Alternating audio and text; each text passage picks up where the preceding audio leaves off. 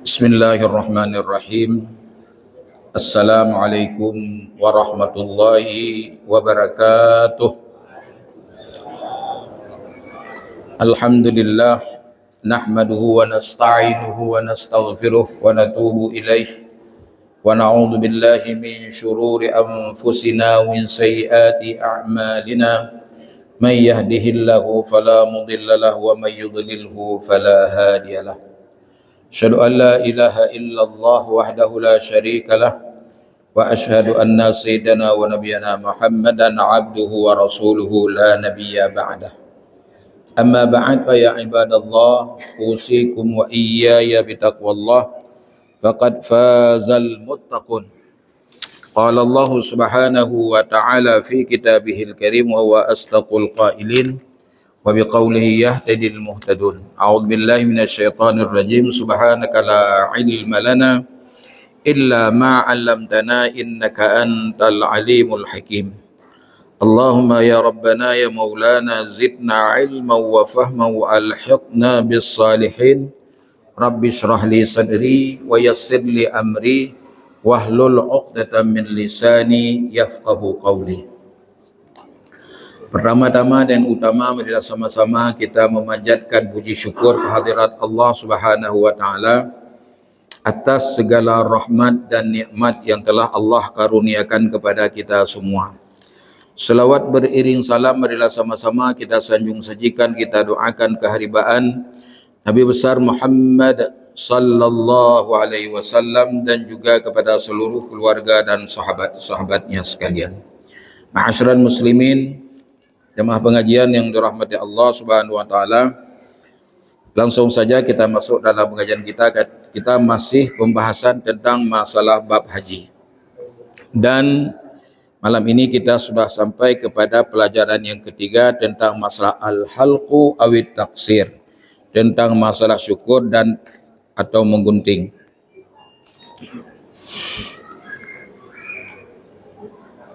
Al-halqu awit taksir huwa izalatus sya'rir ra'si awit taksir fi hajjin aw umran fi waqtih.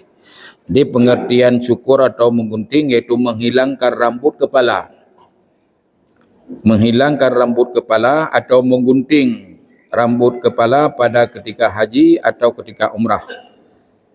Jadi tidak boleh menghilangkan, ada tidak sah untuk tahlul ini menghilangkan bulu yang bukan dari kepala, misalnya dari jenggot atau kumis ya atau lainnya. Ini ada beberapa pembahasan. Yang pertama sekali tentang wajib syukur atau wajib menggunting. Ra'yul jamhur annal halqa awit taksir nuskun wajibun.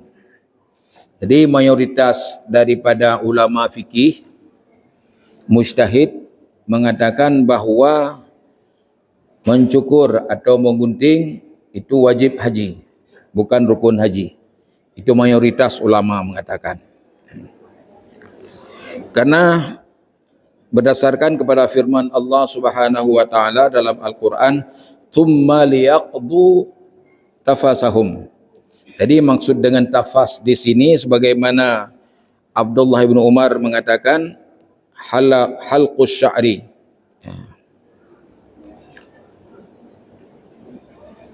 Halqus sya'ri yaitu mencukur rambut dan walabsi siyab dan memakai pakaian. Kemudian juga karena ada hadis yang diriwayat daripada Anas ibn Malik radhiyallahu anna Rasulullah sallallahu alaihi wasallam ata Mina.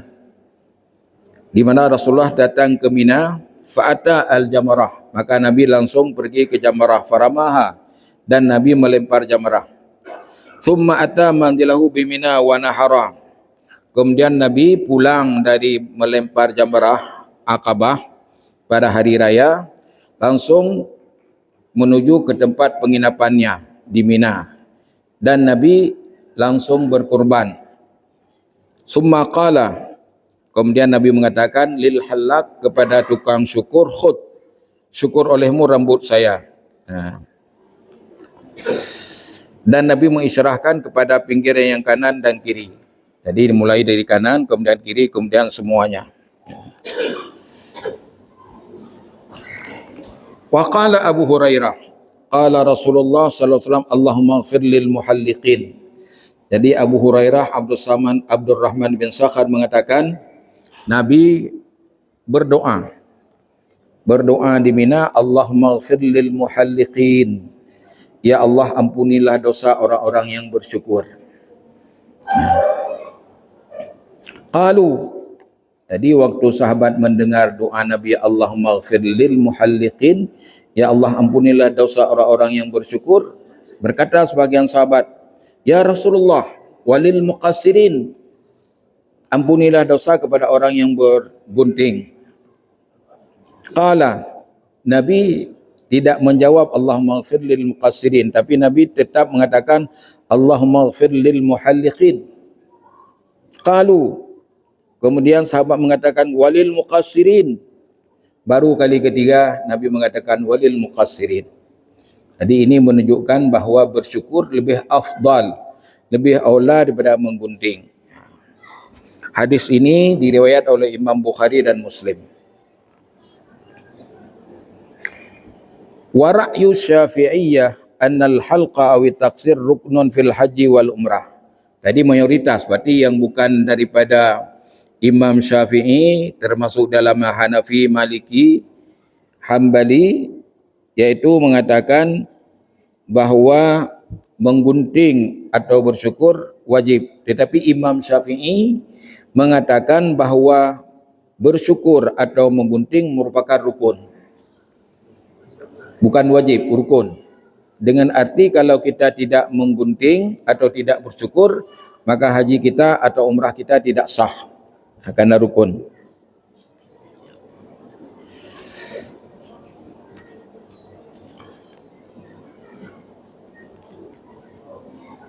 Kemudian al-afdal lizzakar, yaitu al-halqu, untuk orang laki-laki yang lebih utama, yang lebih afdal, yaitu bersyukur.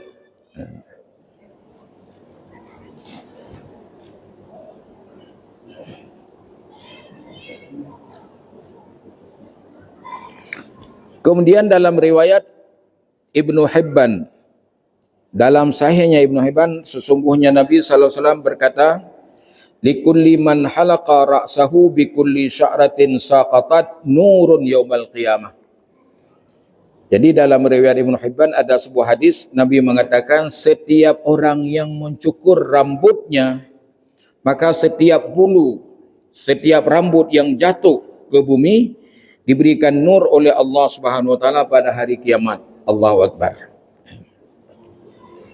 Wala halqa 'alal mar'ati bittifaq.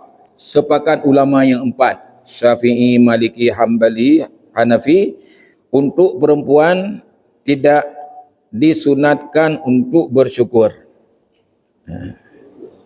Wa inna ma 'alaiha at-taqsir, hanya saja yang dianjurkan kepada orang perempuan at-taqsir, menggunting. Fahuwa sunnatul mar'ah, jadi menggunting itu merupakan sunat bagi orang perempuan.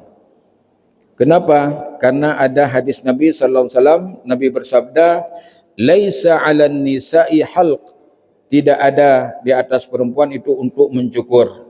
Wa innama 'alan nisa'i at-taqsir, hanya saja kepada orang perempuan itu menggunting. Hadis diriwayat oleh Imam Darul Qutni, Abu Daud, Ibnu Abbas radhiyallahu anhu.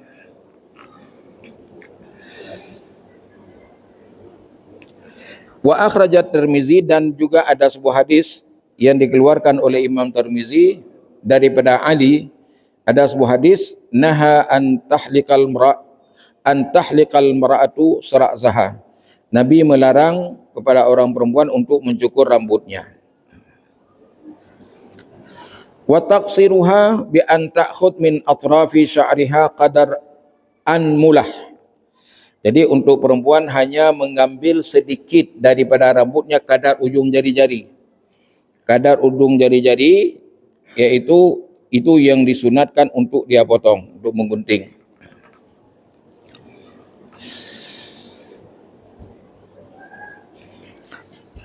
Kemudian pertanyaannya, adakah disunatkan bagi orang laki-laki yang ada kumis, yang ada jenggot, untuk menggunting sedikit daripada jenggot atau kumis, maka menurut Imam Abu Hanifah, di saat seseorang mencukur rambutnya, tidak disunatkan untuk menggunting, yaitu jenggotnya.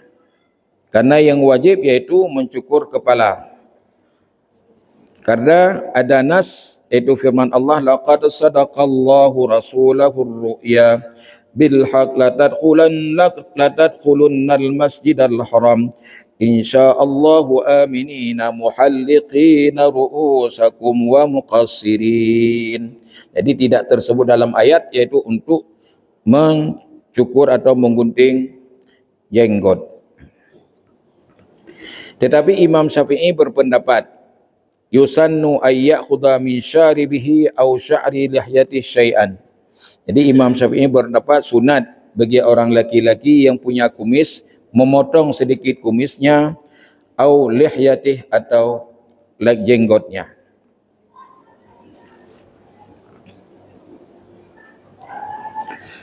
Kemudian bagaimana orang yang asla'?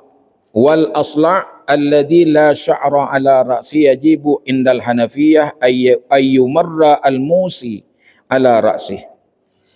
Al asla' orang yang botak, yang tidak ada rambut. Jadi menurut Imam Hanafi wajib mengambil pisau dilalui di atas kepalanya.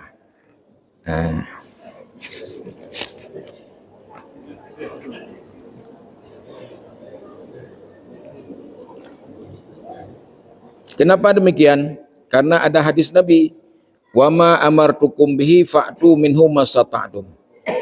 Apa yang saya perintahkan kepada kamu, yaitu maka kerjakanlah sesanggup kamu. Jadi tidak ada paksaan. Jadi karena tidak ada rambut, bagaimana kita cukur? Ambillah pisau.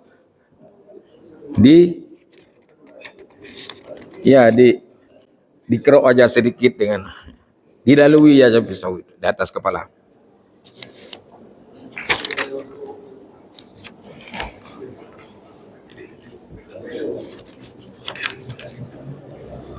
Tak lalu dikit mentang anak payah.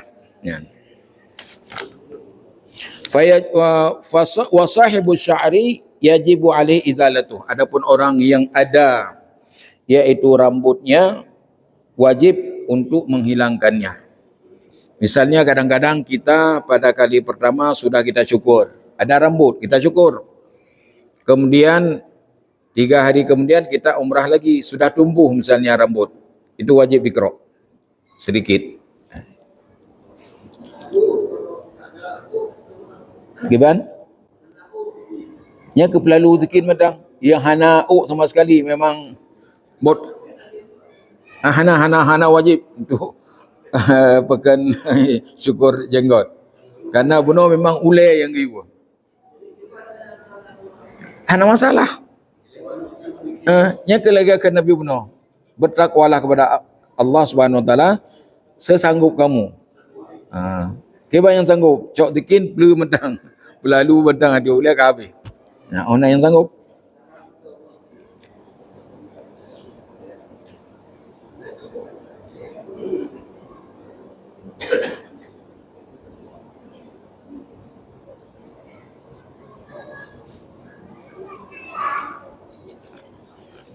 Jadi menurut jumhur yaitu sunat, yaitu pelalu sikin di atas ulai orang yang botak, karena hadis Abdullah bin Umar, man jaa yauman nahar walam yakun ala ra'si sya'ar ajra al-musi ala ra'si. Dia ada orang yang datang pada hari raya, kemudian dia tidak punya rambut di atas kepalanya, maka dia ambil pisau didalukan di atas kepalanya.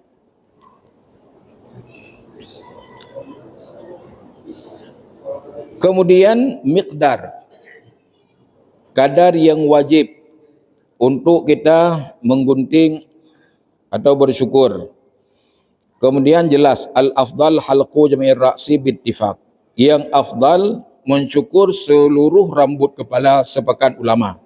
Karena berdasarkan kepada firman Allah Subhanahu wa taala dalam Al-Quran, muhalliqina ru'usakum wa muqassirin. Fa innal Arab tabda'u bil aham wal afdal. Jadi biasanya orang Arab memulai kata-kata itu dengan yang lebih yang lebih afdal dan yang lebih penting. Makanya dalam Al-Quran itu muhalliqin, jadi menandakan itu bersyukur itu lebih utama dan lebih penting.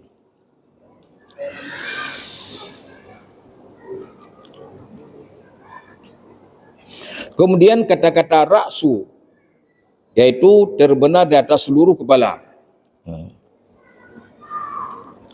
Fa in halaqa ba'dur ra'si lam yujizhu indal Hanafiyah aqal min rubu'.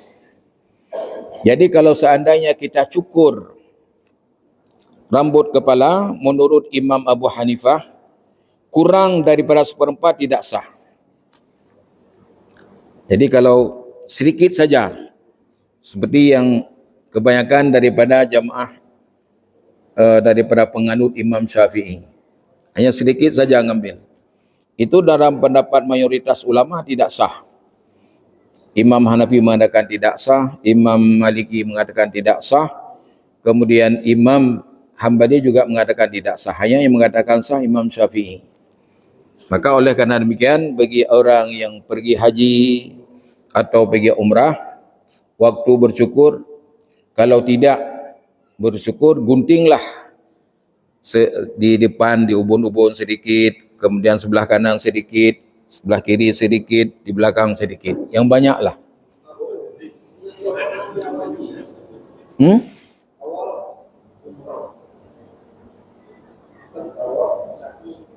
Ya.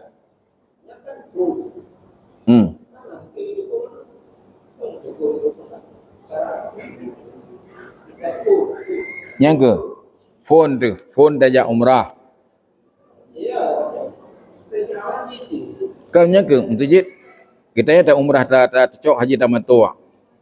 Kalau haji tamattu' kita umrah dulu. Kemudian di saat kita umrah, waktu tahlul kita syukur. Waktu haji katimuh lain. Yang ke biasa selang kata-kata 10 hari. Jadi 10 hari sudah mulai tumbuh lagi. Jadi kita mau cukur lagi waktu haji boleh. Bahkan afdal.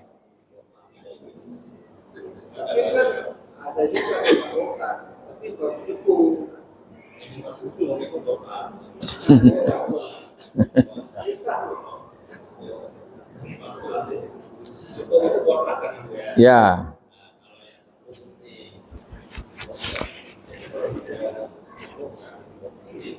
Jadi kalau cukur memang semuanya. Kalau gunting sebagian.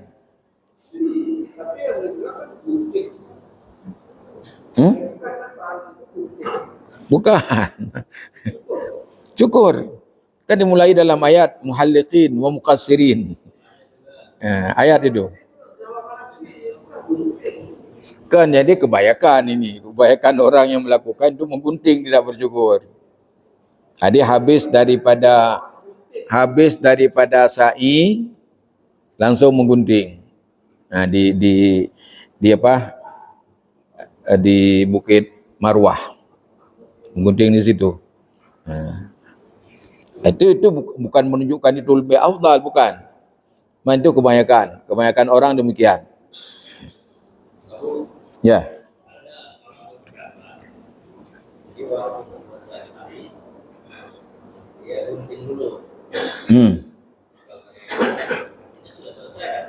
Untuk bebas.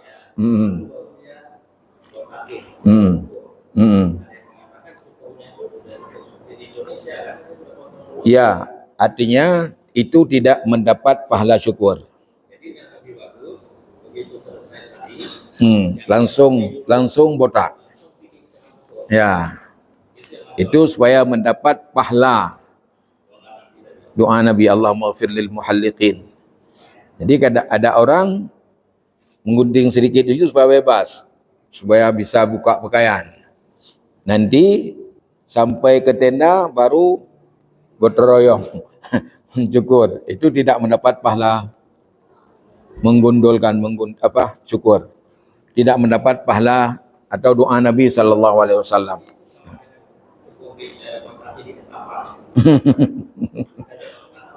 Ya. Hmm?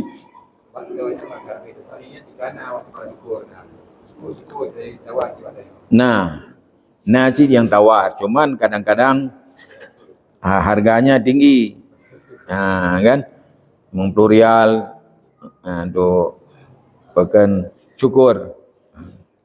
Kadang-kadang ada yang tawar sampai 100. Nah, karena banyak sekali orang yang mau cukur dan pencukurnya sedikit.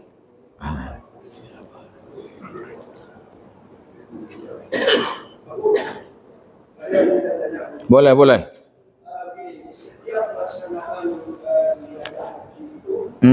Mencontohkan apa yang dilakukan oleh Nabi Ibrahim dan keluarganya. Misalnya melempar jumrah. Ya. Kemudian syahid. Nah, tentunya kalau tahalul ini dicontohkan yang apa itu dilakukan oleh Nabi Ibrahim. Iya. Tahalul atau mencukur rambut. Itu tidak pernah ada dalam sejarah. Ya. Kan ya, ini masalah cukur dilakukan oleh Nabi kita Muhammad sallallahu alaihi wasallam. Makanya Nabi mengatakan khudu anni manasikakum. Maka kita disuruh mengambil haji kita seperti haji Nabi. Ya.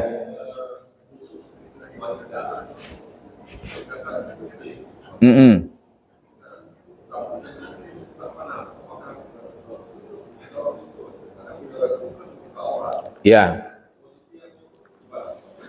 Maka untuk perempuan itu mengambil di samping sedikit, apakah samping kanan atau samping kiri atau di belakang. Ya. Ada lagi pertanyaan?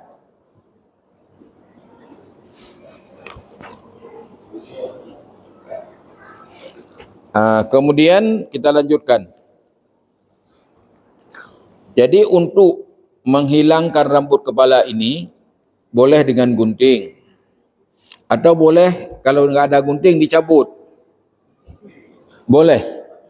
Ya, kalau seandainya misalnya sanggup ditarik aja, atau ihrak atau dibakar, narukok menjadi lebih, hana gunting tu aju, paduun bisa. Yang penting ada menghilangkan rambut.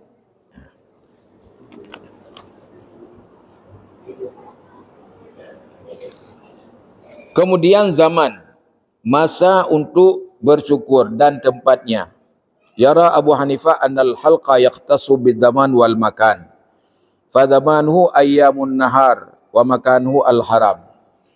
Jadi tentang zaman, masa untuk bercukur dan tempat ini juga terjadi perbedaan pendapat daripada mazhab yang 4. Imam Abu Hanifah mengatakan untuk bersyukur ini khusus dengan waktu. Waktunya itu daripada hari-hari nahar, yaitu hari pertama daripada hari raya, hari kedua, hari ketiga, hari keempat. Tidak boleh lewat daripada hari tasyrik. Itu menurut Imam Abu Hanifah. Kemudian wa makanuhu al-haram. Tempat untuk memotong rambut ini tidak boleh di tempat lain kecuali di tanah haram. Jadi tidak boleh di tanah halal. Itu menurut Imam Abu Hanifah. Maka jikalau dia mentakhirkan syukur daripada hari-hari nahar atau mencukur di luar tanah haram, maka wajib membayar dam. Jadi apabila misalnya Pura Raya hanaga gunting habis sehingga kaguo kena Mekah, nyan wajib bayar dam.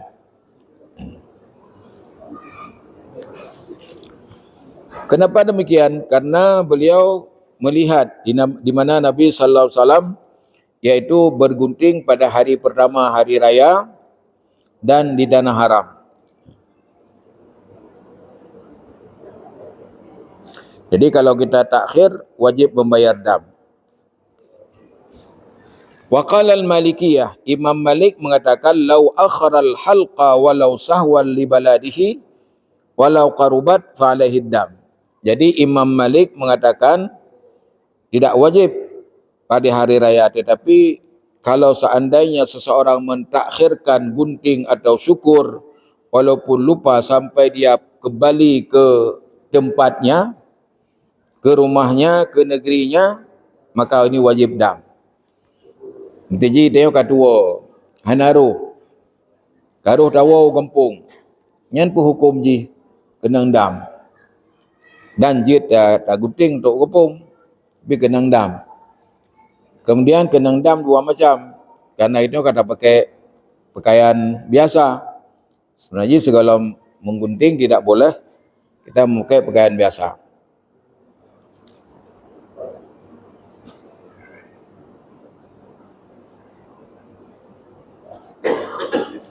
Wa qala Syafi'iyah wal Hanabilah. Ya, tak kala pendapat Imam katanya Imam Syafi'i dan Imam Hambali.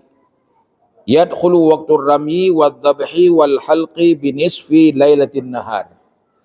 Jadi Imam Syafi'i dan Imam Hambali masuk waktu untuk melempar dan untuk menyembelih dan untuk syukur, yaitu di saat sudah tiba lewat tengah malam hari raya.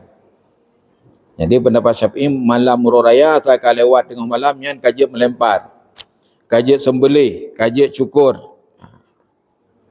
Lakin namun demikian as-sunnah taqdimur rami. Jadi yang sunat melempar dahulu, kemudian menyembelih hadiu, kemudian bersyukur, kemudian tawaf ifadah, itu yang lebih afdal. Jadi kalau kita mungkin kita lakukan yang pertama melempar jamrah akabah dulu. Kemudian kalau kita ada hadiu, potong kambing dulu. Kemudian baru kita menggunting atau syukur. Kemudian baru pulang ke Mekah melakukan tawaf ifadah. Ini sebagaimana yang dikerjakan oleh Nabi kita Muhammad sallallahu alaihi wasallam. Kemudian balik lagi ke Mina.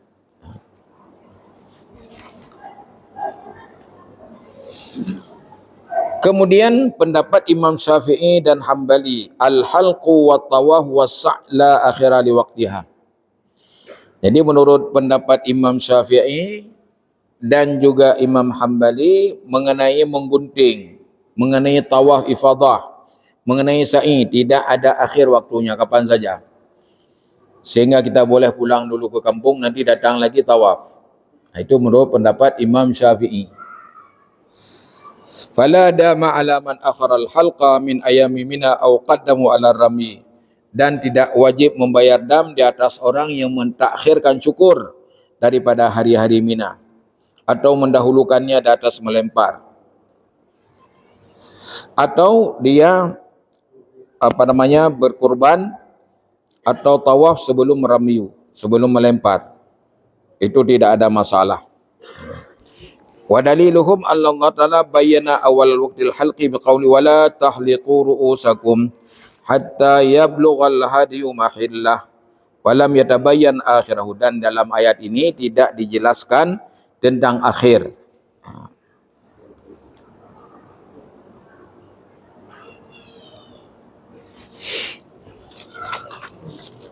Wa yabqa al-hajj muhriman hatta ya'tiya bima alaihi minal halqi wat tawaf was-sa'i. Maka selama orang belum selesai semua rukun, maka orang ini dalam keadaan ihram. Maka ada pantang, tidak boleh dekat dengan isteri selama belum selesai semua rukun. Misalnya dia sudah wukuf di Arafah, sudah mabit di Mulifah, sudah melempar, kemudian sudah tawaf tapi belum sa'i. Ini masih muhrim, masih dalam ihram, masih ada pantangan satu lagi yang tidak boleh dilakukan, yaitu mendekati istrinya.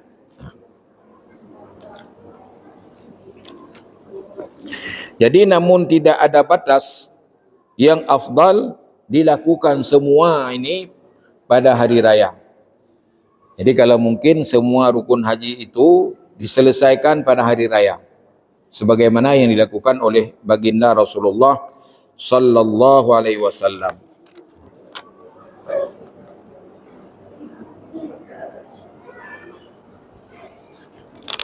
Jadi hukum mentakhirkan segala amal-amal haji ini daripada hari tasyrik itu hukumnya makruh. Makruh. Jadi tidak haram, cuma makruh.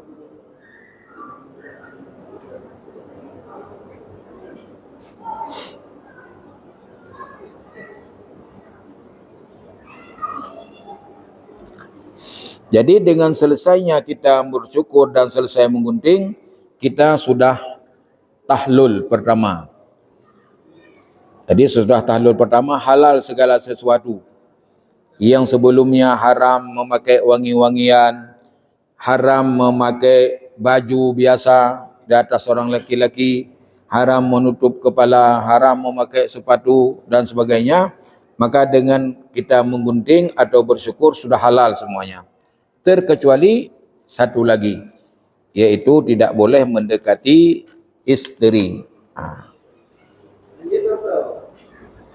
Ya.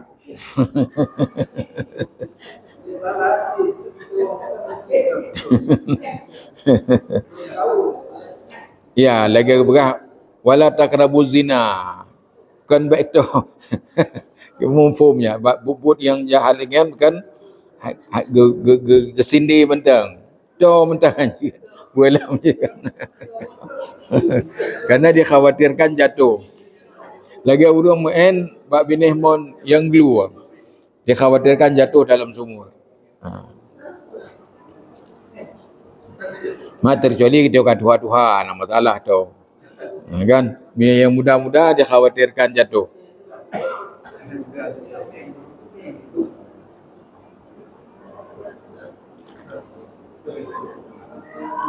Jadi di sini kalau kita belum selesai semua rukun haji, tidak boleh wata', bersetubuh. Tidak boleh qublah, mencium. Dan tidak boleh menyentuh dengan syahwat. Pegang-pegang dengan syahwat itu tidak boleh juga. Jadi kalau menyentuh tapi tidak menimbulkan syahwat, itu dibenarkan. Wa aqdiz zawaj, dan tidak boleh juga akad nikah. Kalau sebelum selesai. Kawin ya, kawin lagi.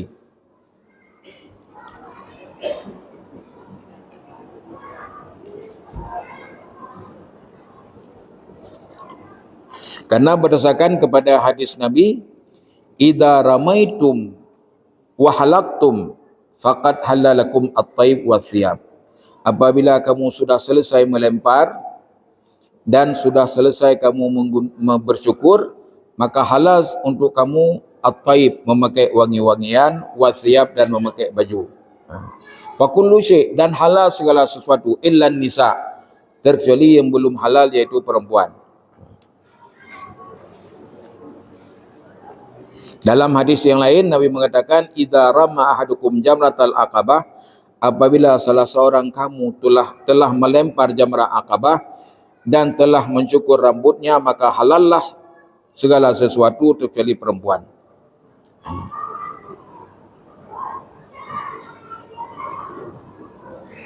Dan berkata Imam Syafi'i dan Imam Hambali, halal tiap-tiap sesuatu dengan selesai melempar dan selesai mencukur, kecuali akad nikah dan wata' dan bersenda gurau, ya, di antara pusat dan lutut.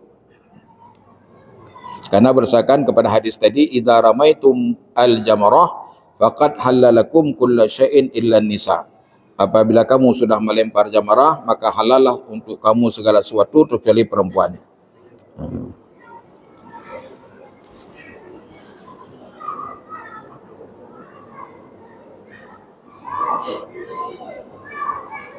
Wa yuqal litahallul ba'dal halqi tahallul awal, dan dikatakan yaitu dengan sesudah kita menggunting atau bersyukur, itu namanya tahlul awal. Wa ba'da tawaf, dan sesudah tawaf dan sa'i dikatakan tahlul as-sani atau tahlul akbar.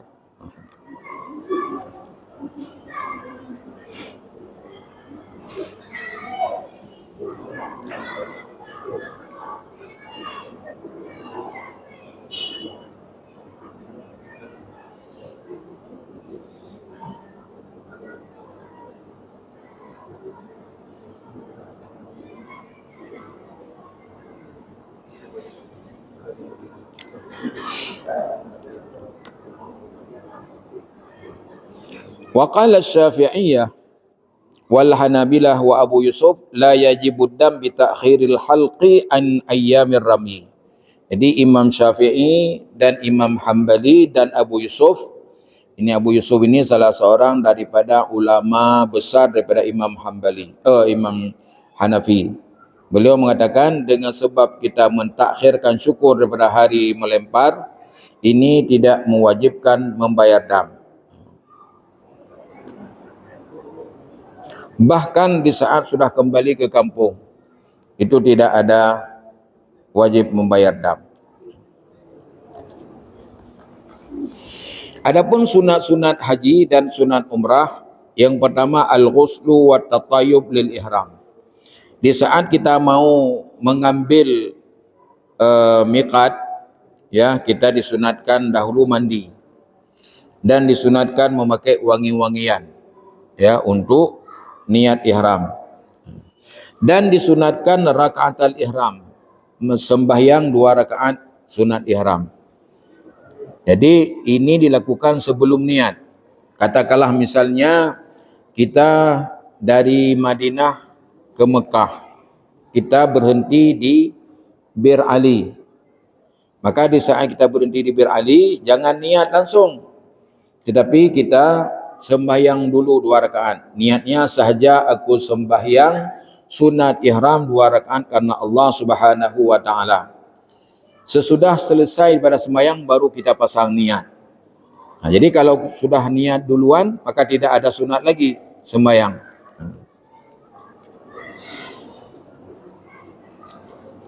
Dan sembahyang sunat ihram ini sama dengan sunat mutlak. Kalau sesudah salat asar tidak boleh dikerjakan lagi. Misalnya kitanya truk Bir Ali pas waktu asar, kita salat asar berjamaah, maka sesudah salat asar tidak ada salat sunat ihram lagi. Kemudian yang kedua, talbiyah aqbal ihram wa ba'da kulli salah. Begitu selesai daripada niat nawaitul umrata wa ahramtu biha lillahi ta'ala, maka kita langsung diperintahkan untuk talbiyah labbaik Allahumma labbaik labbaik la syarika laka labbaik innal hamda wan ni'mata laka wal mulk la syarika lak. Itu langsung sesudah niat. Kemudian sesudah setiap salat. Jadi sesudah kita salat, misalnya nanti kita salat maghrib atau salat isya, sesudah salat itu kita diperintahkan untuk talbiyah. Dan disunatkan tawaf kudum menurut jumhur. Nah, tawaf kudum ini khususnya bagi orang yang mengambil haji ifrad atau yang mengambil haji qiran. Adapun bagi orang yang mengambil haji tamattu', ini tidak ada tawaf kudum. Karena tawaf bagi orang yang mengambil haji tamattu' menjadi tawaf rukun. Ya, tawaf rukun untuk umrah. Kemudian rakaat tawaf, sesudah selesai daripada tawaf 7 kali keliling, kita disunatkan yaitu sembahyang 2 rakaat. Niatnya sembahyang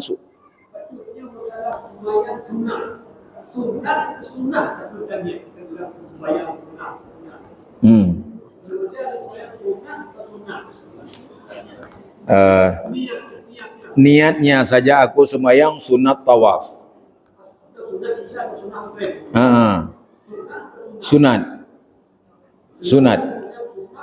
Hak nan boino mio bahasa Arab kita yo. Mio bahasa Arab kan sunat. Ya. Yan bahasa Arab, tapi ya kan karena niat kita yang urang Aceh, maka kita lagi bahasa Arab dan niat. Ada masalah ya. Memang kalau dalam tulisan dalam sunnah kan. Tapi kitanya bahasa Arab dan baca kan ada kan sunnah, tapi sunat kan. Ada masalah. Jika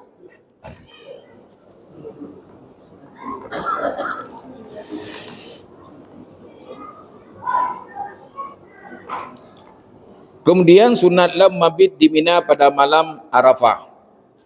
Jadi pada malam Arafah kita sunat tadom di Mina, atau ia disebut dengan hari tarwiyah. Dan mengerjakan sembahyang 5 waktu di Mina hari tarwiyah. Zuhur, asar, maghrib, isya, fajar. Karena ikut jejak Nabi. Tapi ini untuk hari ini, untuk umumnya tidak mungkin. Secara pribadi harus mengeluarkan dana. Kemudian yang terakhir sunat bermabit di Muzdalifah malam hari raya hingga selesai daripada salat subuh dan sudah matahari terang. Demikian penalam perayaan. Sebelum kita tutup. Jadi kalau tidak ada, marilah sama-sama kita tutup dengan doa kafaratul majlis. Subhanallah wa bihamdihi, subhanakallahumma bihamdika, asyhadu an la ilaha illa anta, astaghfiruka wa atubu ilaik. Assalamualaikum warahmatullahi wabarakatuh. Kemudian ada sedikit pengumuman, insya-Allah Abu pada hari Rabu ini rencana berangkat umrah membawa jamaah. Ya, jadi kita libur yaitu 2 minggu, insya-Allah Jumaat tanggal 31 kita mulai lagi. Ini tanggal 26 Abu sudah berada di tempat.